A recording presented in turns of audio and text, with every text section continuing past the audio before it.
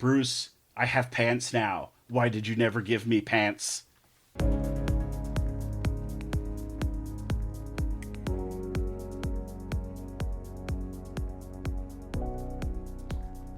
Hello, welcome to Bite Me Fanboy, a comics podcast. I'm Kate. I'm Tom. I'm Jordan. And I'm Kirsten. And today we will be talking about Batman Noel, written and illustrated by Lee Bermejo. So, spoiler warning right up top, we are going to be talking about the entirety of this comic storyline, which will include spoilers. So, if you would like to read this comic, go ahead and read it, and then come back and join us for the discussion. I am going to toss this over to Jordan for a quick summary. All right. One thing I do want to mention before we get into the story is I wanted to mention the letterer on this is Todd Klein, and the colorist is Barbara Ciardo. And part of the reason I wanted to mention that is because I absolutely loved the colors and how the lettering was in this comic. Quick overview, Batman Noel is basically Batman as in the Christmas Carol. So it's one of the first twists when we're introduced. We don't know who the narrator is, but we're following a man named Bob as he is running from something. He's giving us little clues as to who is going to be the Scrooge in this story. And at the first, when he's talking about, the narrator is talking about Bob's boss, we think it might be the Joker because we're given little pictures of the a joke shop. We're given a picture of a Jack in the Box. But then as the story progresses, we find out that Scrooge in the story is actually going to be Batman. And we follow Batman as he is chasing Bob, who is on a run for the Joker. He was supposed to leave a package, pick up some money, and Batman attacks Bob and decides that he's going to let him go and use him as bait to catch the Joker. We then find out that Bob is a guy who's down on his luck and is just trying to get some money so he can have Christmas with his kid. So we get a lot of scenes with this kid who is trying to create a little bit of Christmas magic in the home by using a dead plant as a Christmas tree that he has hung, like a broken beer bottle and a little army man that he tells his dad he wants to maybe paint as either Superman because he's got Christmas colors, or maybe even Batman. His dad gets mad at him because he's just come back from being beaten up by Batman when he says that he wants the little toy soldier to be Batman. But it's very clear that the single dad is really fond of his kid and is trying to take care of his kid. But we're also getting the perspective of Batman during this, and all he sees is just another guy doing the Joker's bidding. So as we move through the story, we find out that it's very much a pretty direct retelling of the Christmas Carol. So we have the dead partner in this one is Jason. So we have This is secretly a sequel to Death in the Family. It's the midquel between this and Under the Red Hood. Mm-hmm. And one of the things that makes this play in the Batman universe is Batman is not admitting that he is sick and getting sicker as the story progresses. So it's kind of like he's semi-hallucinating these figures. So one of the first things that he hallucinates is Jason. And we have Alfred throughout the entire thing going, "You have to rest. You are clearly not well." We also have the first visitor. So I believe it's the ghost of Christmas past is Catwoman. And one thing that I really liked was Lee Bermejo mentions in his discussion of the story, his afterword to the story, that he wanted to play on the Batman TV show as the lighter version of Batman's past. And so the scene where you have Catwoman in the past is very much her TV outfit and just the over-the-top colors and themes, and it was really fun. I swear it's a reference to a real episode where, like, Robin is tied up and she has a tiger or something like that. I don't know which episode it would be, but I swear I've seen that image before. Maybe it's multiple episodes all combined into one thing. And then we go to, as he is continuing to track down Bob and trying to find the Joker, we have Superman, who appears as the ghost of Christmas present. He tells Batman again, "You are not doing well. You might have pneumonia. Maybe you should take the night off." And Batman says, "I can't. I'm watching this guy. The Joker's going to come from him." And Batman is going, "You maybe need to take a look at what you're doing, because there is now a kid in danger. You are literally putting another child in danger. And did you not just see your dead partner, Jason?" Really, like put another marker up on the chalkboard. And then when we get to the ghost of Christmas future, we have the Joker. And I really liked the overview from the narrator in this part, because he's talking about how it's not so much that it's a ghost or a figure, it's you're seeing what happens when you die. So it's a, in we've heard from medical professionals and people who have had near death experiences how your mind goes through so many thoughts right before you die, or if your body thinks it's in the process of shutting down and dying. So looking back at your life and all of the choices you've made, and the narrator is playing on that and going, "Hey, that's probably what the ghost of Christmas future actually was." But in the comic, we see the Joker dragging a defeated Batman and throwing him into his grave as he's going through all of these past moments, making him reevaluate, maybe I'm not making the best decisions now. And then when we go back to Batman waking up, realizing, hey, I have to get out of this grave and actually go and do my job, and maybe I should actually stop the Joker from going after this family. He gets there just in time to prevent the Joker from hurting the kid and Bob. So the Joker had the kid, and Bob actually managed to get a gun and was going to shoot the Joker so he didn't hurt his kid. Batman gets the Joker away from the kid, talks Bob down from shooting anyone, and cleans up that mess. And then we find out with the resolution, Wayne Enterprises has now put Bob on the payroll, so he has a real job that he can use to provide for his kid instead of just finding odd jobs around town. And then the big reveal at the end is that Bob has been the one telling the story to his kid. So that's cute. And it has a lot of different themes that come up constantly in Batman comics.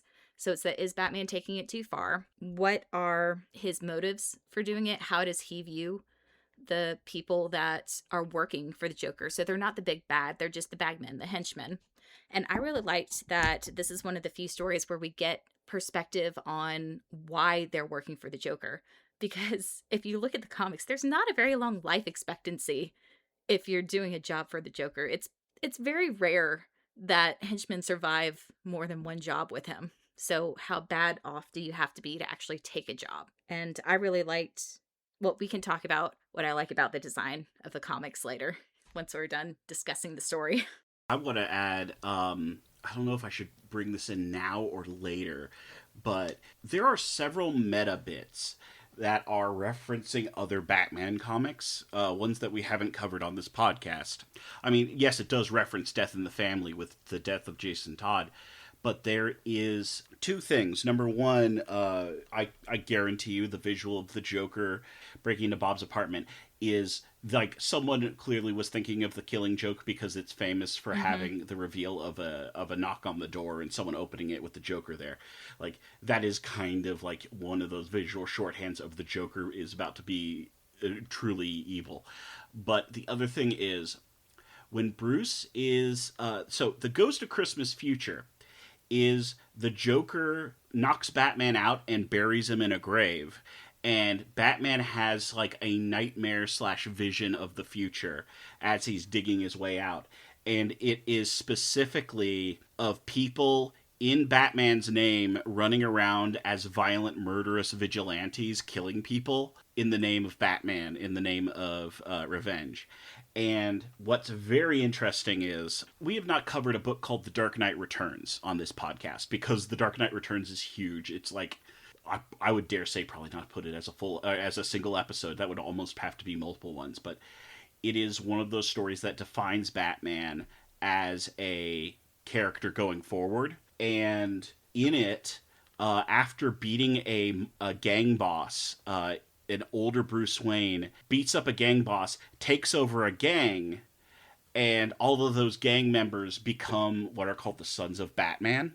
And they're these very violent thugs that, like, Batman is trying, I don't know. I guess under his tutelage, they're not going to be bad, but there's a lot of just, it is very dystopian to have a bunch of armed former gang members turned vigilantes that are still functionally gang members in a gang run by Batman. And it's such a, kind of, in my personal opinion, like, it's a fundamentally saying it's not an extension of the Bat family so much as it is like, oh, Batman failed and now these guys are taking over. And the thing about it is that The Dark Knight Returns is so popular that people will uncritically adapt parts of its story. Like, the Zack Snyder Batman stuff is heavily inspired by The Dark Knight Returns, even though that is meant to be a bad future of Batman. And so it's interesting to finally see a comic where they have something like the Sons of Batman show up, and it is treating that as a bad thing. It is treating a bunch of murderous vigilantes killing people in Batman's name is, yeah, this is not going to make the world a better place. And I think, considering the story is trying to refute the idea of, like, the Sons of Batman, it is very interesting, considering so much Batman media is obsessed with trying to recreate uncritically The Dark Knight Returns. Yeah, I liked the story. I thought the art actually really complemented the story as well because of its like super realistic kind of art. Mm-hmm. And I will say that it made the kind of like last part of the story really come alive because you could feel the fear, at least I could, when you open the door and there's this like super creepy Joker just like staring at you and like coming into your house. And I don't know, I felt like the realisticness of that Joker made it more terrifying than I guess like the ones that we had read previously. So like A Death in the Family, still a great art style, but more like comic booky, if that makes sense. Less kind of like realistic and scary. Mm-hmm. Yeah, Barmeo is a self-taught artist, and Wow. he has this very strong, distinct style of like hyper realism, but everyone is a little caricaturized. Like, the noses and the ears are a little bit bigger, the eyes are a little more prominent.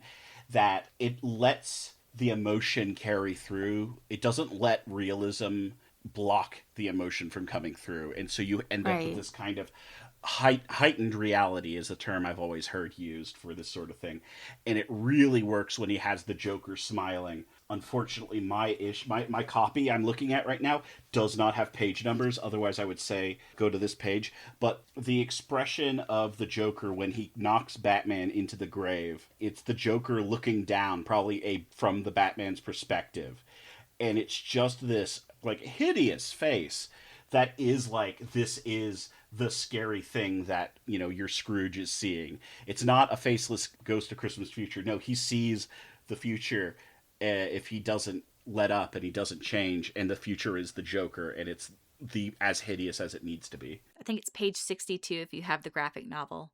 And that is one thing. So we have discussed briefly what makes a graphic novel. This is one story that was not released as individual comics and then collected.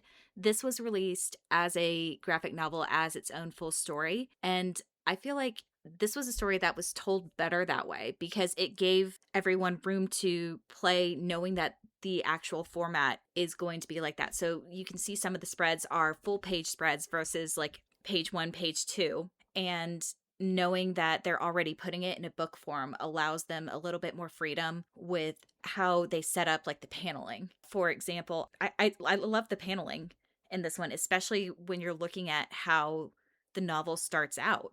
So you're going from like a whitish page, you're getting a little bit more detail. There are clouds, there's snowfall, and they even include like the foreword on its own page that is then blending into the cityscape of Gotham. And you get just a little bit more focus. So you're looking at the roof of a building, you're looking at a city street, and then you're zooming in on Batman on a rooftop and a random window.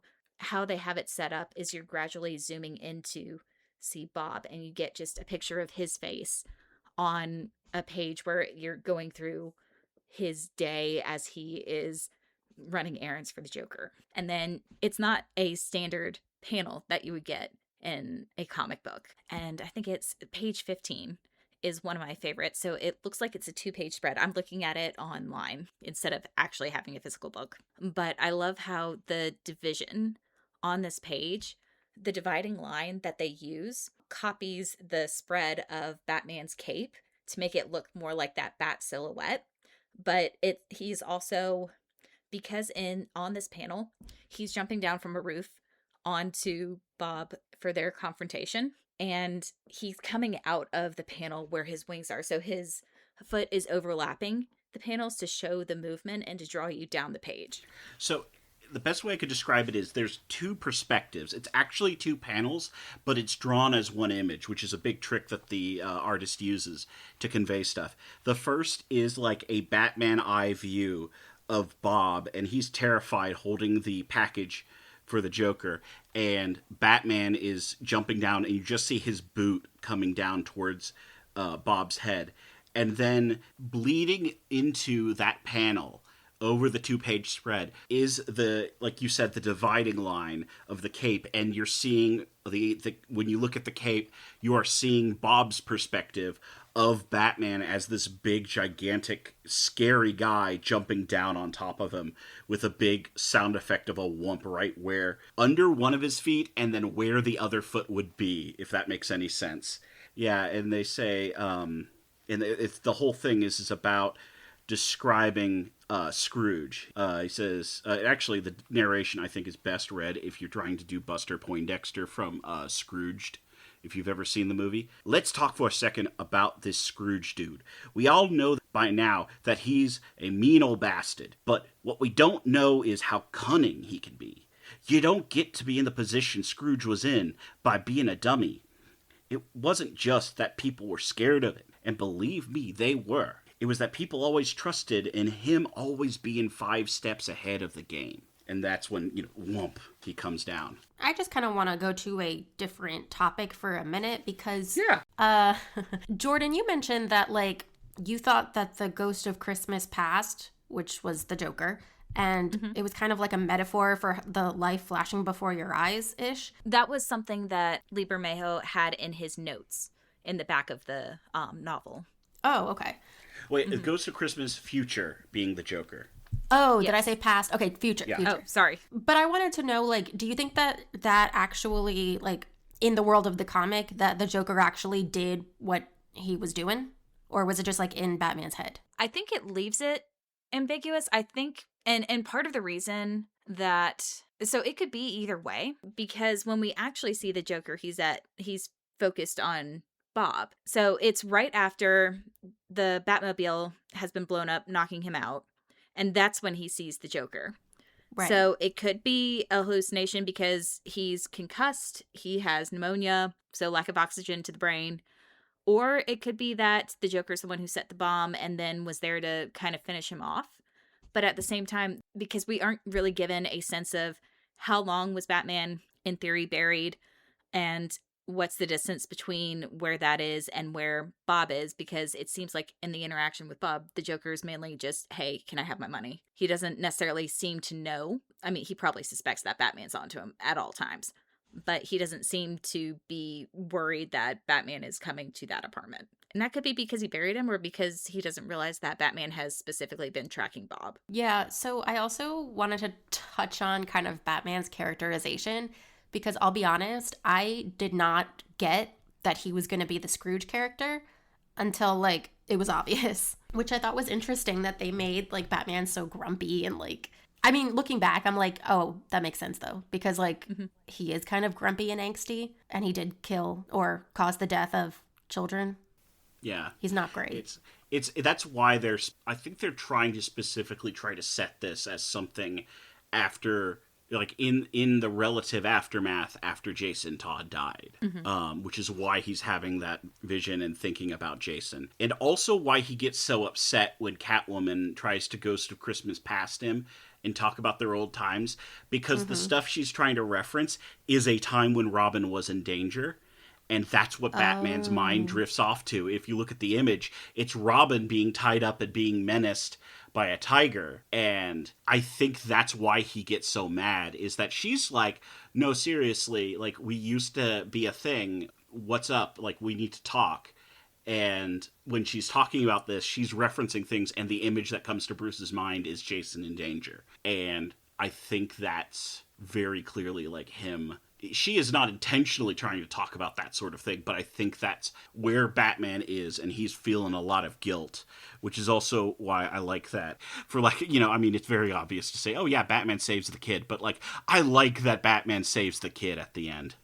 Yeah, because there's even a part where I believe he's talking to Superman, and he's like, well, I mean, if we get the dad out of the way, then the kid has a chance to like reform and not become his dad, because he's worried about the kid then becoming a criminal. Mm-hmm. And so that's why he wasn't like as worried about protecting the kid until Superman's like, are you sure? Aren't we supposed to protect kids? We protect the kid and protect the dad. You don't have to just, Yeah. Because this is very much portrayed as the only reason this guy is in this situation is because he's down on his luck. He's not like a typical villain who is out there to get money to be rich. He's just trying to take care of his kid. He's not trying to hurt anyone. He's just a bad guy. B-A-G. He's not a bad guy. He's just a bag guy. There's a lack of Robin in this one, and that's when Bruce tends to get grumpy. That's why we got Tim Drake, is everyone's going, he needs someone lighter in the comics. And when Tim became Robin, he's like, you were going down a bad path. You need someone to help you. Mm-hmm. But I totally forgot until you brought up his name. But like Superman was in here too, which was a surprise. And I was like, oh my gosh, hey. And he was like kind of over Batman's crap too. He was like, what are you doing? Like, you're going to ruin an entire family, like doing what you're doing. Mm-hmm. All of the colors in the Batman, Superman panels and scenes are absolutely fantastic. There's one, so page 56 is where Superman is like, it's all black behind him, but he is lit up, reaching down to Batman, who is in black, but there's a light behind him, where he's trying to go, and this is where Bruce is like doubled over coughing, and Superman is going, you need to get checked out. You are not well. Yeah. One of the things, it's a little thing, but it is part of what I love about Superman is, and this is kind of a thing that fits really well with the Ghost of Christmas Present, and the comic leans into it. Superman can hear all sorts of things. He can see through walls. He can see for super long distances. He can see things on a microscopic level. He perceives the world and sees everything, and it makes him like people more. Mm-hmm. And a lot of people would be like, I can hear everything. Man, that's too much noise. But like, fundamentally, Clark Kent's a guy who, when he hears everybody in a city, he's like, it makes him appreciate everybody in that city the more. And it fits so well with the idea of him being the Ghost of Christmas Present, because that's what the Ghost of Christmas Present's all about. In Christmas Carol, he is a guy who is there in the moment with everybody. It's just such a good parallel, and it's something I'd never occurred to me until I read this book. But I'm like, oh yeah, that fits so well. Mm-hmm. And so from the writing on that page, it says he seemed to be a source of infinite hope, and he radiated that hope with every movement and word. This attitude was so foreign to Scrooge, it made him suspicious. And that's very much their dynamic, too. It's Bruce is going, I want to trust him, but I need a backup plan, because when he goes bad, he's going to go real bad. I think I've mentioned this on the podcast before, but like, I think that is one of the reasons why I really like characters like Superman and like Captain America, because like the innate goodness that they have and the innate hope that they have in humanity is just like, it's so nice, especially in like the world of kind of like angsty, grumpy superheroes. But when they go bad, they're gonna go real bad, and we need a backup plan. No, well, that's the thing.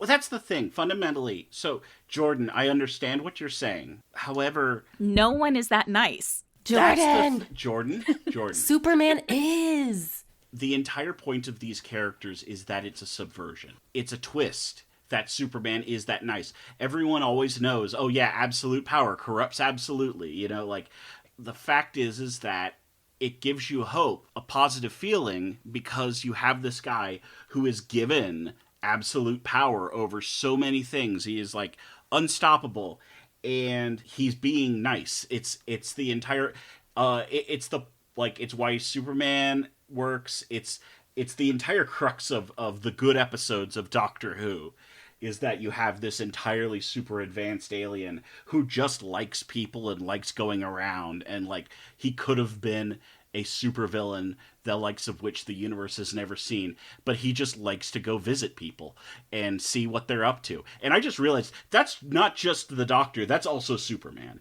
That's just Yeah.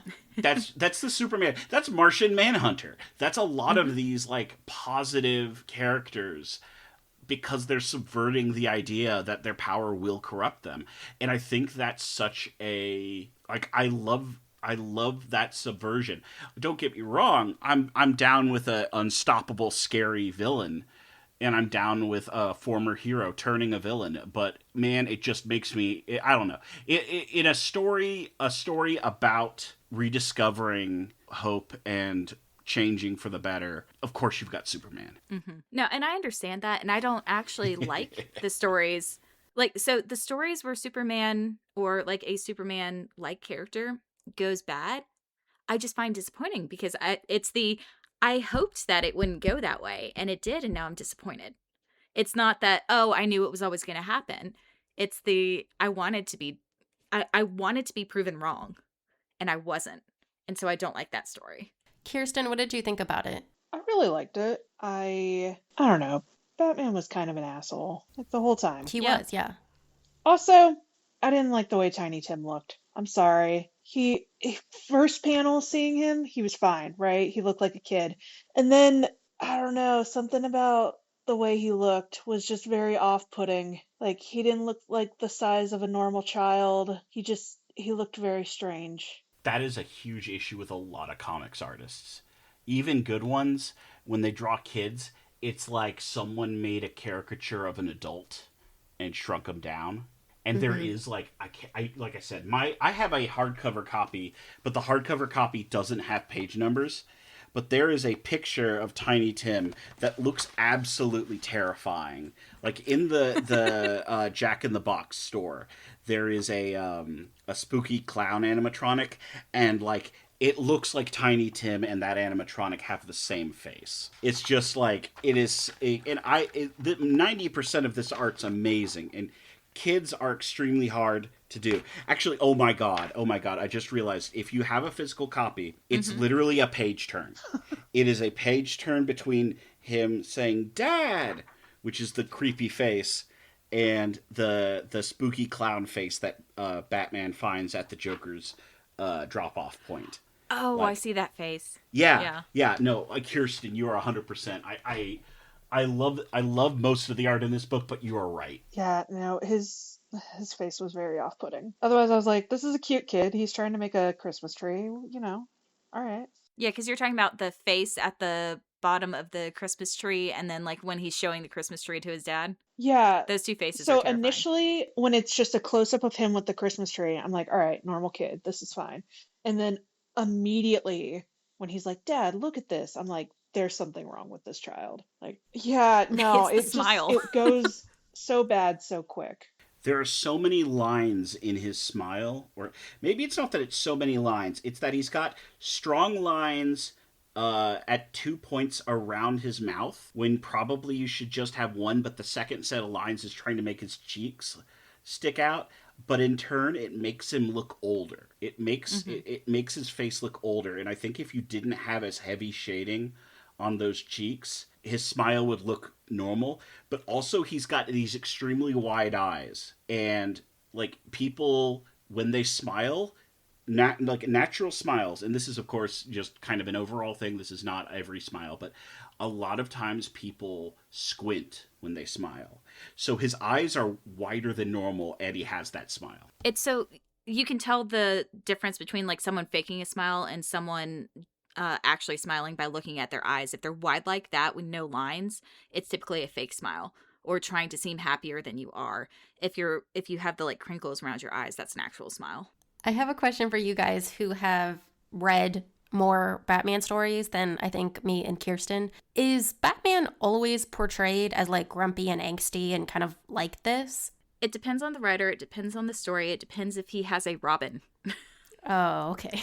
So this is the Batman without a Robin for too long gets very destructive very quickly because he does not have that bit of hope that he needs to keep going to think that people can be better. And one thing we haven't talked about yet is that Jim Gordon is also in this.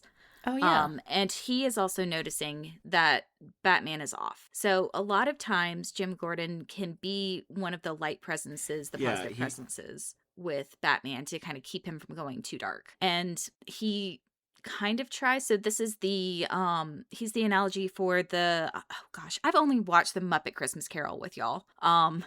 So I am not a I don't like Christmas stories. I don't know a whole lot about the Christmas Carol, so y'all are gonna have to help me. But you know Scrooge's family, where he's like looking in on them and how they're interacting with everyone.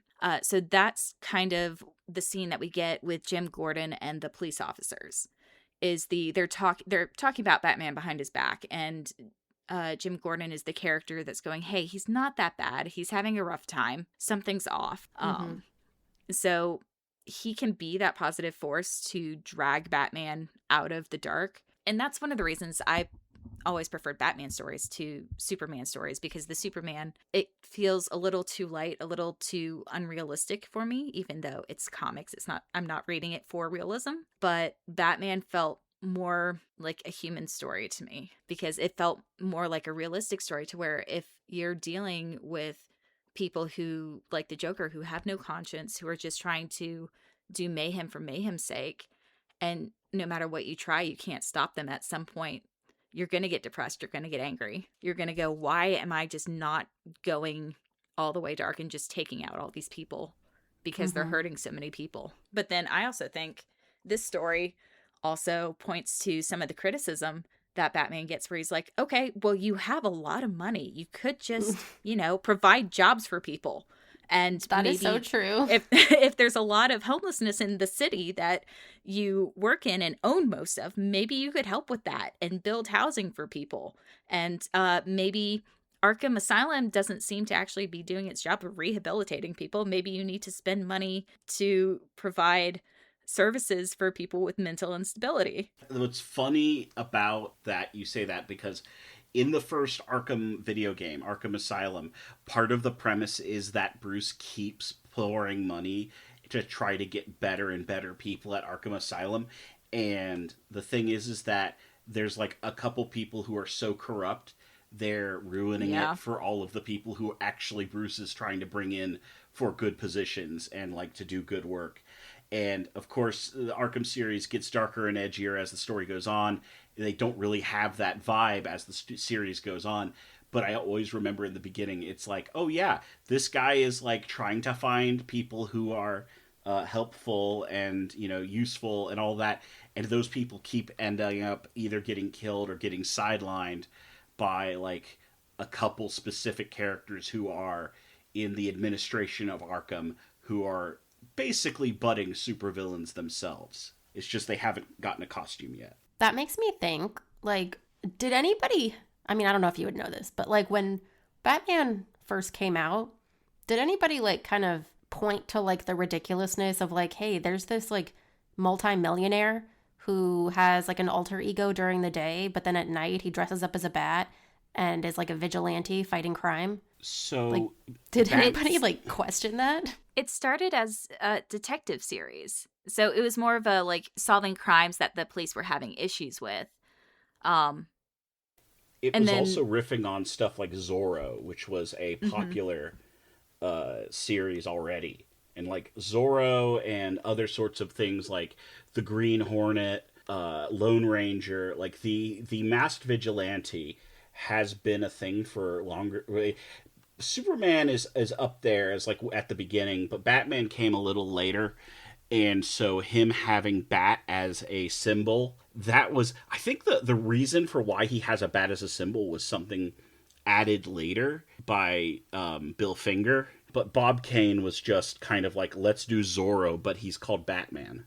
And Zorro is Okay. also he's also a well-to-do, wealthy man who can go on all these jet-setting adventures, but in fact is secretly doing them so he can fight evil. Do you think that, I mean, suspend your disbelief for a moment that multimillionaires care about the peasants like us, but do you think that, let's say that there was an actual Batman type of like vigilante who did this, what do you think the real world would think of that? There would be some really insufferable think pieces on the internet that like even people will be like, okay, listen, they're probably right. It's so insufferable, I can't stand it. So I'm not even going to engage. That's me being glib, but I think it depends because the nature of real life versus fiction is very different. A vigilante who uses violence as a solution to crime, well, we see what happens when you keep escalating. Like that is literally why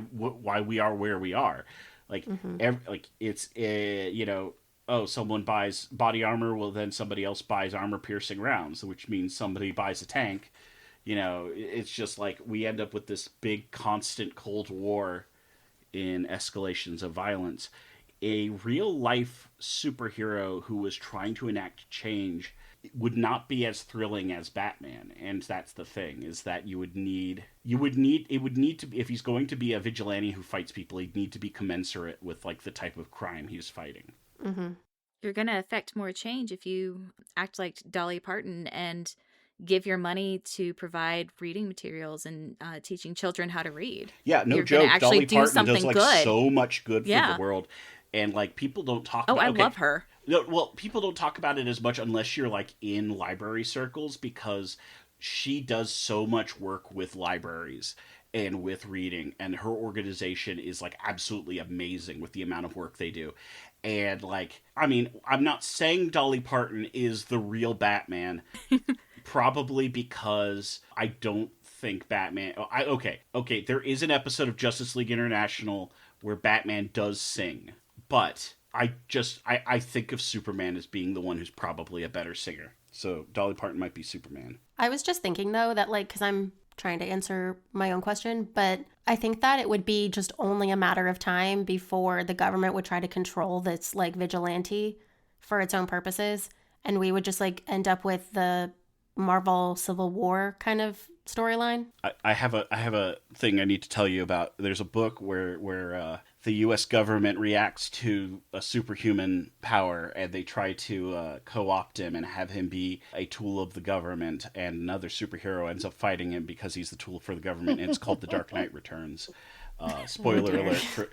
That's literally a major aspect of the book, is that Superman is like taking orders from the president, and that's why he's the only superhero still allowed to be a superhero. Is that everybody else is outlawed because they are not part of the government, and that's why I have Batman a feeling is. that would happen. That's why Batman and Superman fight in that comic, and why so many things try to be like, hey, remember that time Batman and Superman fought each other? And when you know the context in the book and you know how that ends, you're just like, okay. The context in the book changes how let's have Batman and Superman fight they're very different just in terms of like how that turns out. I'll just say. Also, I've sent you a collection of my favorite faces from this comic. So we can all have nightmares. That was a jump scare. Thank you, Tom. The art of this book is amazing. The art in this book is wonderful. I had to pick that. I think it looks like one of the pictures, the Alfred picture specifically. I would not be surprised if he used photos as references. But this one picture of Alfred looks like one of those photos where someone is like about to make their smile for the camera face, but you caught them right before it happens, and so like their eyes are half open and their mouth is like saying something, and I'm just like, it is so true to life, but like distracting in a comic book. Kirsten, do you have? No, I guess other than like a hot take I had was like I didn't really like Superman. He just Wait, we're not on Thomas the Tank Engine. whoa, okay. Fine. Okay, actually, Kirsten, I need to know. Of the angsty boys, on a scale of like, likable to not likable, Batman versus Matt Murdock. I want to see which one you would put as more likable right now. Oh God. Matt Murdock was Daredevil. Not was he Daredevil? Yes, Daredevil. Yes, Matt Murdock's Daredevil. Okay. I think I actually like him better than Batman. Interesting. That's Support your interesting. opinion. I want to know your explanation for why. Specifically in that comic, I like Matt Murdock. I don't know anything else about him, but I don't like how passive Batman is. Like in the Killing Joke, like he's like, Robin's dead. That sucks. I guess I'm not gonna kill the Joker. Bye. So that was Was that? Death in the of- Family. Oh, my bad. My bad. Okay. Look, Killing Joke is very different. there's so many. We will not be reading the Killing There's Joke. so many. We are not reading there's the so Killing many Joke. things, and there's so many things that involve killing and death. And it's all Batman comics, or it's the Court of Owls, in which case you're just like, wait, what? Oh God. We got Death in the Family, the Killing Joke, Court of Owls, Oh God. Dark I don't- Victory, The Long Halloween, No Man's Land. No There we Man's go. Land. Nightfall. Well, yeah, Nightfall, another dark one, and then you have stuff like, and then you got Batman of Zur-En-Arrh. You got that. Oh, there was a newer Batman with demons that I haven't really gotten into, but it looked really interesting. But that's just me. It's probably Gotham Nocturne. So the art on. So I have not read this. It's from 2022, and the art just on the covers looks amazing. Okay, so we watched the Batman movie, the first one with Michael Keaton, and then I have also seen the Batman movies, like the whole trilogy with what's his face? Christian Bale. Thank you. The Christopher Nolan. Yes. But yeah, so like I've seen like several different portrayals of Batman, but what I guess I don't really get is how they kind of took this very angry, angsty, like real kind of like shit person comic book character and then like kind of made him very different in the movies. Like all of their portrayals are not like the portrayals that we've read in the comics, but they're all pretty different. So they're from different decades. So like the Tim Burton is more of an 80s Batman. So it's more in line with the Death in the Family Batman. This is from 2011, which is more the which It's is trying going to to be more be the the Nolan Nolan Batman. Batman. So it's the darker. And then we get the, like, when we were talking about the Batman TV show, that's the 60s, I believe. So it's very much a lighter Batman. It just depends on the decade of comics. So growing up in the 90s, which is when I picked up Batman, that's dark, gritty DC. So we might have to do a brief overview of how comics have evolved during the decades and Marvel versus DC, because they trade off who is the brighter comic, who is the darker comic. And I guess Oh. they're trying to go with like reader tastes, but it just depends on what you lean to as well. So I always lean towards like their Vertigo runs, which is Constantine, Hellblazer, a lot of the like darker stories as well. Versus I know Tom likes Superman. X-Men can go either way. It depends on. No, X-Men is always dark. It's always like grim. It's just every once in a while someone's like, wait a second, he's supposed to have like a school for gifted youngsters. We could do something fun about that. And they say, yeah, that's going to be great. And then like after a few issues, they're like, okay, now we're going to have them all die. Yeah. Yeah. I'm only slightly exaggerating. One of my favorite things is when they're doing X-Men and they're doing a school. It's just then you have like Academy X turns into Childhood's End. And I even liked Childhood's End, but it's just like I know how that's going to go. Like I know what's going to happen there. It's just like, oh yeah, this is going to get dark again. Yeah, I mean, like, even Strange Academy, which I absolutely love, to me, that's lighter, but it gets dark. Because, again, it's children fighting. It's not exactly, like, it starts as a school, and it starts really fun. But, yeah. Children fighting, I could sell this. Well, and so it's like, it's the whole, like, there's a dark prophecy. We're going to try to avert it. Oh, no, we just made it happen. But not in the way that we were expecting, and it's I hate 1,000 it when times that worse. happens. But it's Strange Academy, and you should read it. And I love Scotty Young's art style, and he's just so much fun.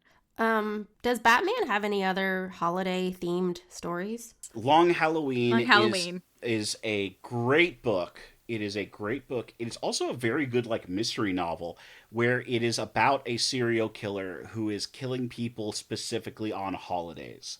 They're called the Holiday Killer, and also they bring in an underrated Batman villain who is adjacent to Holiday. That character being Calendar Man. Oh. Oh, Julian Gregory Day. If Julian Gregory Day is involved, you can bet there's going to be a holiday story. But unironically, The Long Halloween is great. It is a full-on like murder mystery involving Gotham's crime families and who is killing them. It's very good.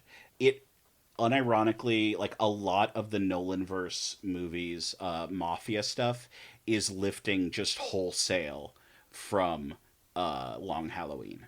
Like a lot of it, like word for word, some of the dialogue. Would you recommend people, like if they had never read a Batman comic before this, would you say that this was a good place to start? I think if you are okay with the death of Jason Todd being part of the story. Like the death of someone, like even though Jason Todd was like 18 or 19, the death of someone that young as part of like the established part of a story, especially in a Christmas one, is very touch and go for people.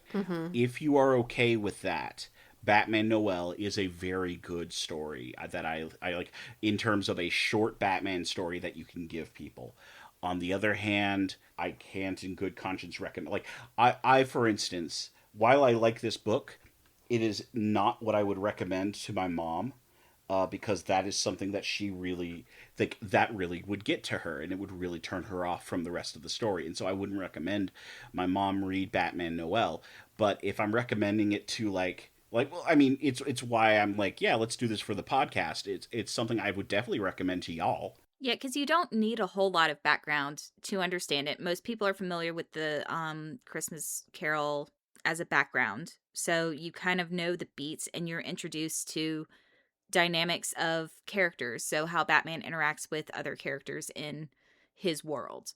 Okay. So I'm going to take us into Thomas the Take Engine. Does anybody have any objections before we board? All right. So what are our hot takes and controversial opinions? Kirsten, you can go first. I don't like Superman in this.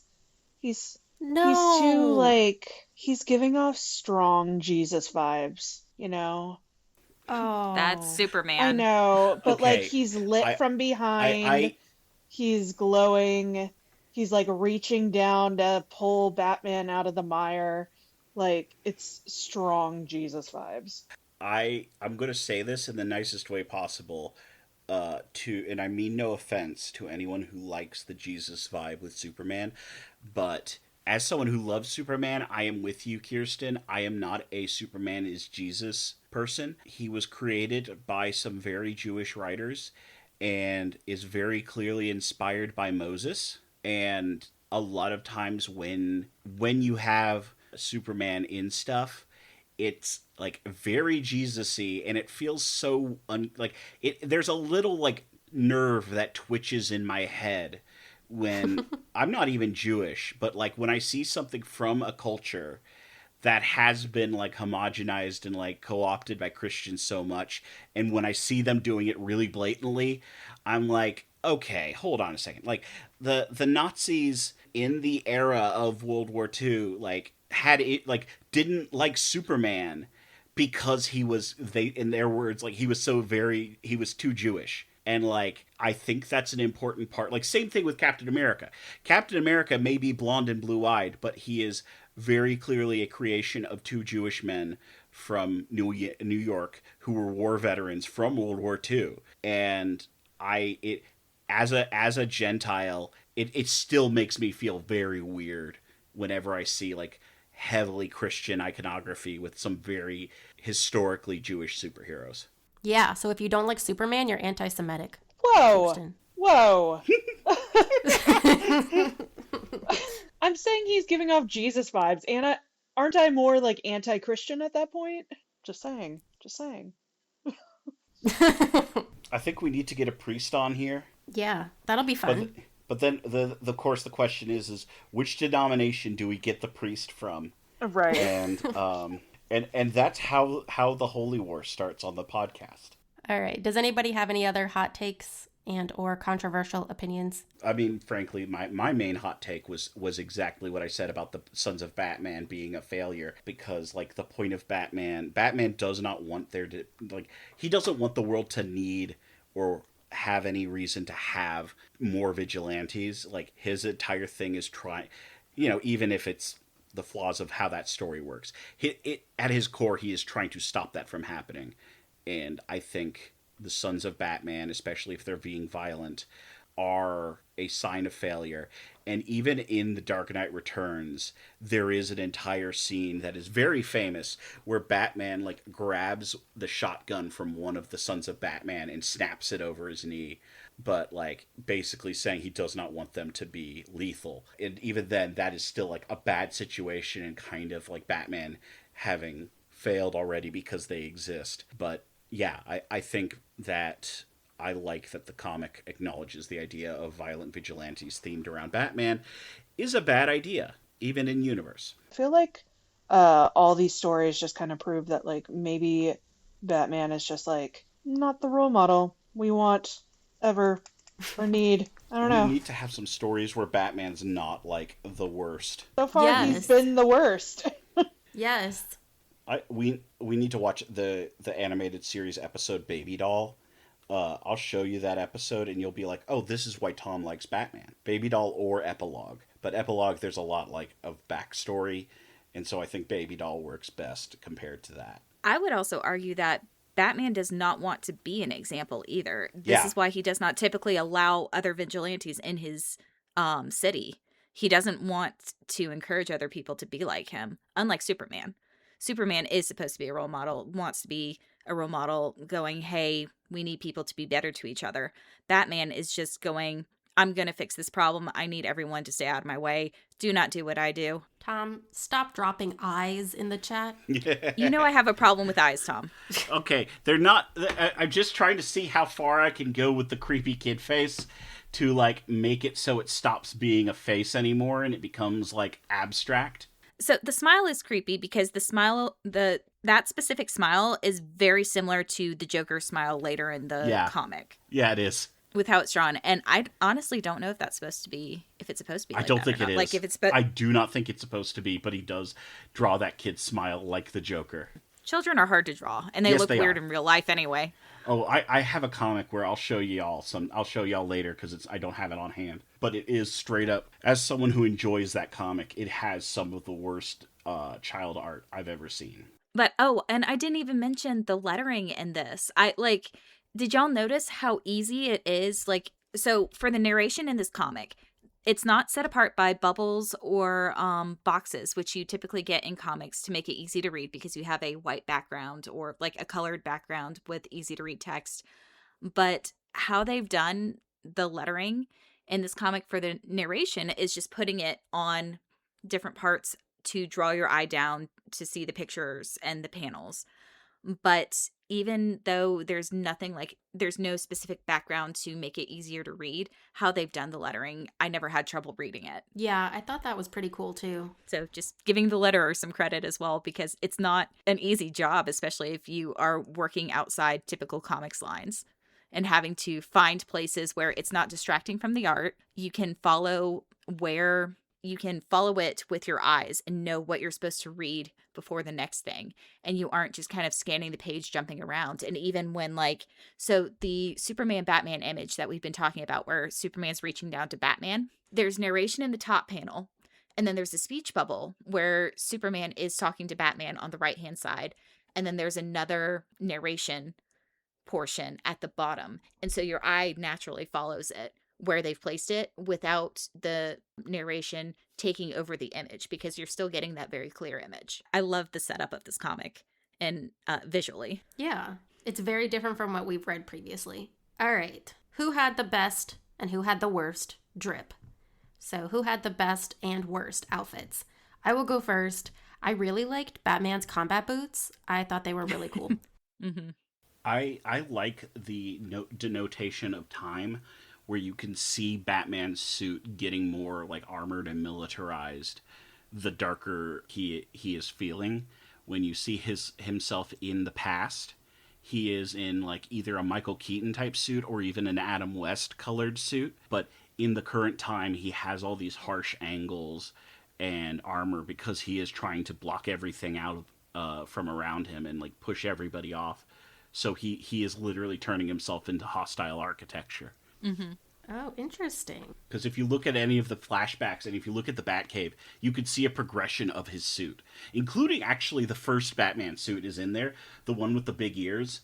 If you look at like at the beginning when he's in the Batcave, there's several suits you can see lying around, and one of which is the original. Like when you have the again like. God, I'm sorry. I did not realize mine didn't have page numbers. But when you see the one that has it has two pictures of Tim in parallel structure at the top right of each page, across both of them. At the bottom of the first page, you see the first Batman suit. And then the second one is a later Batman suit, but it also very specifically looks like kind of like it doesn't have the blue, but it's a black and gray version of the Adam West suit. And then next to that is the armored one, Ed Robin's suit. Oh, that's cool. I didn't notice that. Yeah, and so in this one, they're retconning a little bit, and Jason's costume has pants. Good for him. They are yellow, however. So. I love. There was a meme where someone took the picture where Batman sees like he looks at the Robin suit and sees Jason Todd for a second, and someone made a meme where they stuck a speech balloon when this first came out, and the speech balloon is, "Bruce, I have pants now. Why did you never give me pants?" Truly, though. Truly. You can't tell in the like the flashback with Catwoman whether or not they've retconned him into having pants in the 60s because yeah. But in that flashback, he is wearing the Adam West suit. Mm-hmm. You can see, take a look. It's got the yellow emblem. It doesn't have the armor. Like, that's a very intentional thing where you can see him wearing the suit where he's not armored up and he's not covered in harsh edges on his helmet and everything. He is literally a softer looking Batman. Didn't Burt Ward in that Batman series have yellow tights? So that might be where they're getting the yellow. That might be it. Let me see. I'm going to look up Burt Ward. He did not have tights. Okay. No. So he does. They're very light though, but they are yellow. Or sometimes they look yellow. Sometimes in the TV show he had yellow tights. In the movie he doesn't. No, those are tights, Tom. In the picture I just sent you? Yeah, you see at the bottom where the shoes are, the tights are. Oh my God, you're right. It's just the wrinkles. The it's tights the sunlight. in that one are flesh colored. They look like flesh, but they do have the telltale wrinkles. Also, how are his shoes staying on? They aren't laced up. Those are the exact same shoes that I took a picture of and I sent to you guys, and I was like, "What is this?" Because they had little heels at the bottom. Yeah. Mm-hmm. No, this is unfortunate. Why would you dress your child like Sometimes you just don't want people to know your kids are short, okay? And you put them in little high heels. Robin needed lifts. But without pants? I mean, I guess it's to elongate the leg. You gotta let the people see more leg so they don't know what kind of disappointment he is. No, Jesus. Okay, so he's a gymnast. Okay, they'll discover his disappointment in other ways. Yes. That's kind of the point of Under the Red Hood. That's literally poor Robin's story. Rude, Tom. And also, so Grayson was a gymnast, so they based the costume off of the Flying Grayson's gym outfit. Yeah, the green leotard he wears is a Flying Grayson's green leotard, and then he has the Robin thing over it, right? Okay, but if that was the argument for back in the day, sure. But nowadays, like, even the female gymnasts have pants. Like, they have a long onesie situation. And now Robin has pants. So this is the 1960s with Burt Ward outfit versus the new Robin, even in this comic in 2011, where he has pants. The costume has evolved. Okay. Anyway. Oh, good God. That's a bad costume. Well, I just love it because it's this picture of Robin with he's got the red shirt, but he's got like armor on his arms that are still green. So, and he's got green pants with a utility belt that's yellow. And the red is kind of almost orange. So it looks like he's wearing an Aquaman outfit. He does, 100%. It does. Oh my gosh. Which Robin is that supposed to be? I don't recognize that image. With that much green, I would almost say it's Tim Drake. Yeah, because he looks too old to be Damien, but the facial, like, I don't picture Tim that angry. No, he looks very emo. Thank you. Yeah. The Yes. haircut's Damien. Yeah, that's a Damien haircut. 100%. It's like that emo haircut that was really popular around like 2009, 2008, where all the boys had like the shaggy haircut that would like cover their eyes. First of all, Mm-hmm. that started like back in 2004, but yes. My bad. Man, 9/11 did a lot to men's hair. Okay, moving on to best words. And Jordan, you touched on this when you were talking about kind of like the lettering and everything. But what words or what quotes were the best or ones that kind of resonated with you in the comic? I kind of liked when the narrator was talking about how when he was like dying, when Batman was dying, and the narrator was like, you take a look, you take stock basically of your life when you're dying, and you think about all the people who are going to miss you, and nobody's going to miss this guy. Nobody's going to miss Batman. He's just going to die alone. And I was like, oh, damn. Like, okay. Alfred might miss him, Well, but yeah. I was actually going to bring that section up if you didn't. And again, like, I swear some of this narration sounds best if you're doing it in, like, weird, vague Northeast accent. But they say you're born alone and you die alone. And even if that's true, would you want it to be? If you could have a chance to change, to get it right, would you fight for it? Sometimes it takes dying to teach a fella how to live. You see Batman digging his way out of the grave the Joker stuck him in, and when you turn the page, even though it's not like the left side page, but you immediately turn the page and it's the Joker looking through the crack in the door. Yeah. It literally, like, I'm not sure. I'm sure he was like trying, like the author was trying to make a point there, but it did make me like sit and think for just like a second, like, oh dang, like I hope when I die, like people will be sad. Like I hope I won't just like, I don't know, like that's kind of the point of your life, right? Like you don't want people to be sad, but like That's the point of my life. I want people to be sad. That's the point of my life. no, but like hopefully you have made a positive impact so that when you do eventually die, people will be like, oh, I'm sad that they are gone. And I think that maybe Bruce hasn't thought about that. Or maybe he has and he was like, I don't care. So a little bit after that is what I think is some good resolution to some of the themes we were talking about earlier, is where Bob is holding a gun on the Joker. And the narrator's talking about wanting someone they can believe in. And then Bruce is going, show him what a hero is, trying to get Bob to put the gun down. And it's going back to what Bruce had been saying earlier with the father being an example for the son to follow. And also what we had talked about with Batman not wanting to be the example. So he's trying to convince Bob to show his son that violence is not the answer. So the Joker at this point is no longer a threat. Therefore, we can disarm and go, hey, we're going to calm everything down. We don't need to end this in as much violence as it started, and give the son a good example, which is not Batman in this section. Yeah, that was pretty powerful as well. And then, of course, we have the Joker going, boring. Neither of you know how to have a good time. Yeah, I love the Joker being just like, oh God. At least try to kill me. This has I need happened something so to do. many times, Batman. All right. What about recommendations? So, if our lovely people who are listening, if they really liked this story, what would you recommend to them next?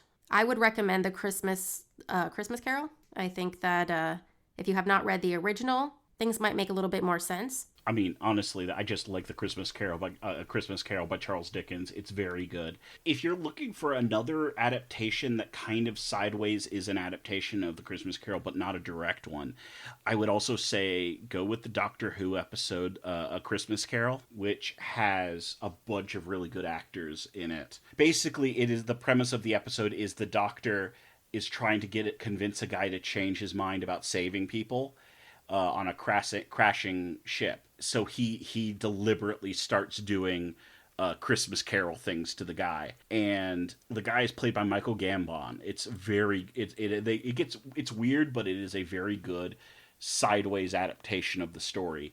And whenever I think of like weird adaptations, Batman Noel does come up, and so does the Christmas Carol from Doctor Who.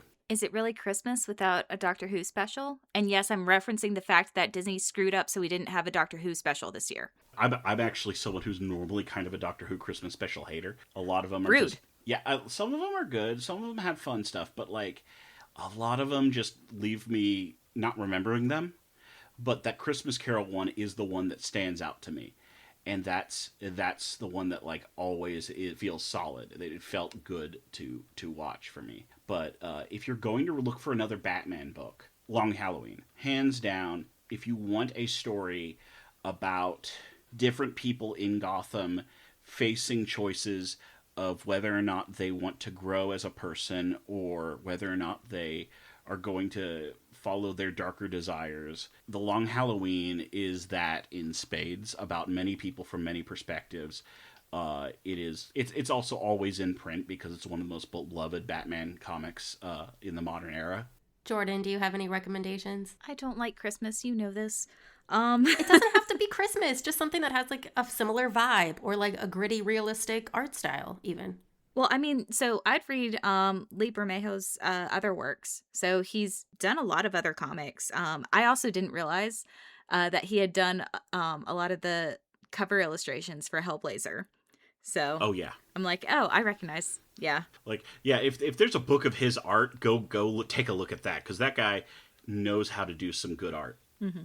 I love the actual if you in the hardcover I have has this wraparound cover that if you laid out the entire dust jacket, it's this mural of Batman in a graveyard. He has Catwoman and Superman as statues in the graveyard, and there's a gravestone with the Joker's face like lurking behind him. That's cool. And it's such a cool looking design of and then of course over Batman's other shoulder is an angel like so he literally has on one side of him the angel and then the Joker on either shoulder about him trying to change. And then finally, Kirsten, do you have any manga or webtoons or even anime recommendations if somebody liked this?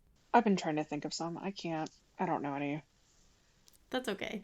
There's one anime that I do think has an interesting vibe similar to this in terms Hit of me with Christmas it. anime. Yeah, Tokyo Godfathers. All right.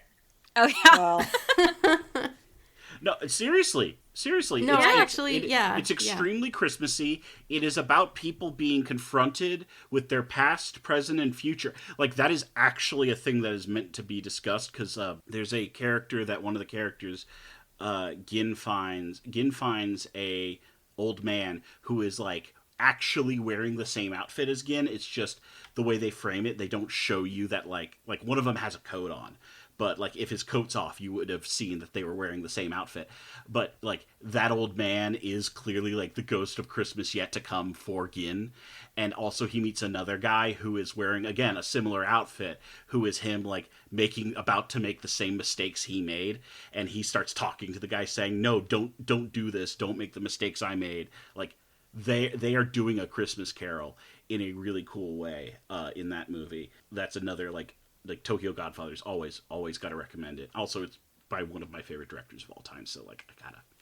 I love Tokyo Godfathers. That's a good recommendation. All right. Anybody have any last thoughts before I wrap us up?